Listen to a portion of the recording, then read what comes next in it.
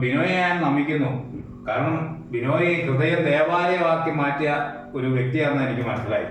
ഈശോയുടെയും മാതാവിന്റെയും ഇങ്ങനെ അനവധി രൂപങ്ങൾ ഈ രൂപക്കൂട്ടി വെച്ച ബിനോയെ ആരാധിക്കുന്നതുകൊണ്ടാണ് എല്ലാ അപകടങ്ങളിൽ നിന്നും ബിനോയെ കാത്തു രക്ഷിക്കുന്നതെന്ന് ഞാൻ മനസ്സിലാക്കുന്നു. എന്റെ മാതാവ് എന്നെ കാക്കും. ബിനോയ് രണ്ടു മൂന്ന് ദിവസമായിട്ട് കാണാനില്ലല്ലോ. ഞാനേ അതിനകത്തല്ല, എനിക്കും എനിക്ക് പറഞ്ഞു. അതുകൊണ്ട് അതിന് കിടക്കൊക്കെ ആയിരുന്നു. അതുകൊണ്ട് ഇപ്പൊ ഇന്നാ വന്നേ. അപ്പൊ അളിയൻ എന്നാ പറ്റി? അതിനൊരു ചെറിയ എന്റെ പോലെ തന്നെ അതാണ് എന്റെ കാലഘട്ടമല്ലേ. എന്റെ കാലഘട്ടമല്ലേ നിക്കട്ടൊന്നപ്പോ കുട്ടായി പോയിക്ക് വരെ അറിയാലോ ഓരോ കാര്യങ്ങള്. അപ്പൊ അതാ കാണാത്തത്. ഞങ്ങള് മാനത്തൂരല്ല തപ്പി എന്നെ കണ്ടില്ലേ ഒരു മനുഷ്യൻ ചോദിക്കും വിനോദിന്റെ. അപ്പൊ ഞാൻ കാണാത്തോണ്ട് ഇങ്ങനെ അന്വേഷിച്ചു വന്നോ.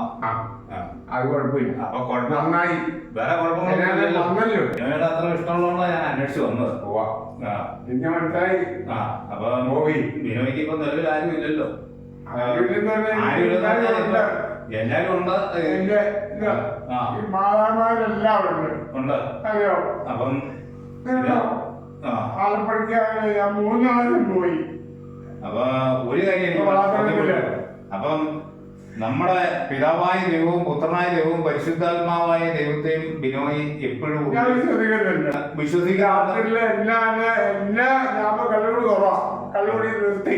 ബിനോയി ഇമോഷനാണ്, കരയണ്ട. അപ്പൊ എന്നോടുള്ള ഇഷ്ടം ഞാൻ വന്നോണ്ട് ബിനോയി സന്തോഷം കൊണ്ട് ഇങ്ങനെ ഒരു വികാര നിർഭരമായ ഒരു ആൾക്കാർ എനിക്ക് ഇഷ്ടമുണ്ട്, സ്നേഹമുണ്ട്, സന്തോഷമുണ്ട്. അപ്പൊ ഞാൻ കട പോകുന്നുണ്ട്. അപ്പൊ ഒരു പച്ചയായ മനുഷ്യന്റെ സംഭവമാണ്. ബിനോയുടെ വീട് ഇത്ര അടുത്താണെങ്കിലും ഞാൻ ആദ്യം വരുന്നത്. അപ്പം ഞാനിവിടെ വന്നു കഴിഞ്ഞപ്പോഴാണ് ബിനോയ് ഇത്രയും ഭക്തിയുള്ള ആളാന്ന് എനിക്ക് മനസ്സിലായത്. അപ്പൊ ഞായറാഴ്ചയും പള്ളിയിൽ പോകുന്ന ഒരാളാ. പക്ഷെ ഇപ്പൊ ഒരു 6-7 മാസമായിട്ട് പോകുന്നില്ല. കാല് വയ്യ ഷോക്ക് വന്നു. അതാ നമുക്കറിയാലോ. ബിനോയെ ഞാൻ നമിക്കുന്നു. കാരണം ബിനോയ് ഹൃദയം ദേവാലയമാക്കി മാറ്റിയ ഒരു വ്യക്തിയാണെന്ന് എനിക്ക് മനസ്സിലായി.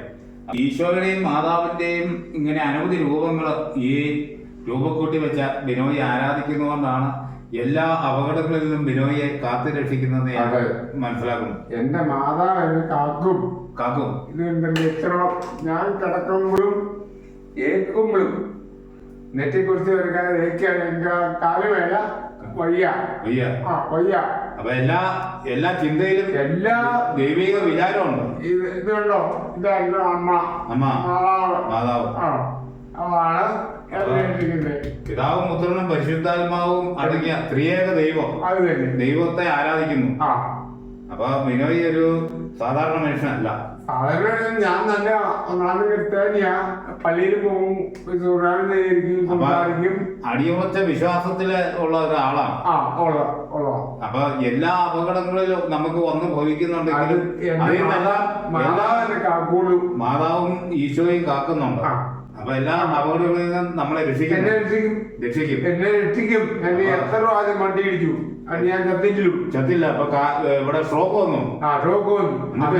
ഏറ്റ് നടത്തി. മാതാവിനെ ഞാൻ നേരത്തെ 3 തവണ ഞാൻ ആലപ്പുഴയ്ക്ക് പോയി. അപ്പം ഈ 3 പ്രാവശ്യം പോയ ആലപ്പുഴയ്ക്ക് പോയപ്പോ കൃപാസന മാതാവത്തിന്റെ അടുത്ത് ഉടമ്പടി എടുത്തതിന്റെ ഫലമായിട്ടല്ലേ ബിനോയ് കള്ളുകൂടി നിർത്തിയത് ഇല്ലേ? അതെ. അപ്പൊ ഇതിപ്പോ നിലവിലൊന്നുമില്ല, ഒരു വിഷയമില്ല. ഇപ്പൊ നോയമ്പ് കാലമൊക്കെ ആണല്ലോ. അപ്പൊ ബിനോയ് അടിയുറച്ച ദൈവവിശ്വാസിയാന്ന് ഇപ്പൊ മനസ്സിലായി.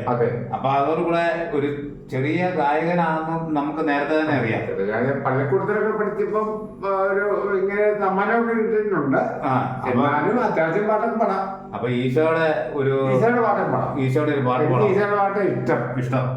അപ്പൊ ഈശോയുടെ സംഗതി ഉണ്ട്. പിള്ളേർ എന്റെ പിറ്റി ഇപ്പൊ കാണത്തുമില്ല, കേൾക്കത്തുമില്ല. നമ്മുടെ ടേപ്പർ കാർഡ്. അത് പണ്ടുണ്ടായിരുന്നു. അതുപോലെ ബിനോയ് ലൈവായിട്ടൊരു ഈശോയുടെ ഒരു പാട്ട് പാടി ഇന്ന് കേൾപ്പിക്കാമോ? ഞാൻ പകുതി പാടുള്ളൂ. ബാക്കി കൂട്ടായി അറിയാവോ? എനിക്ക് ഗാനം അറിയത്തില്ല. അപ്പം ബിനോയ് പാട്ട് നമുക്ക് കേട്ടാ. ഞാൻ പാടാം. 5-6 പേര് പാടാം. 5-6 പേര് പാടിക്കും. അറിയാവുന്ന പാടിക്കും. ഗാഗുൽത്താമലയിൽ നിന്നും വിലാപത്തിൻ മാറ്റൊലി കേട്ടു. ഏവമെന്നെ ക്രൂശിലേറ്റുവാൻ അപരാധമെന്തു ഞാൻ ചെയ്തു. മുന്തിരി ഞാൻ നട്ടു നിങ്ങൾക്കായി, മുന്തിരിച്ചാറൊരുക്കി വെച്ചു. എങ്കിലും ഈ കയ്പു നീരല്ലോ ദാശാന്തിക്കെനിക്കു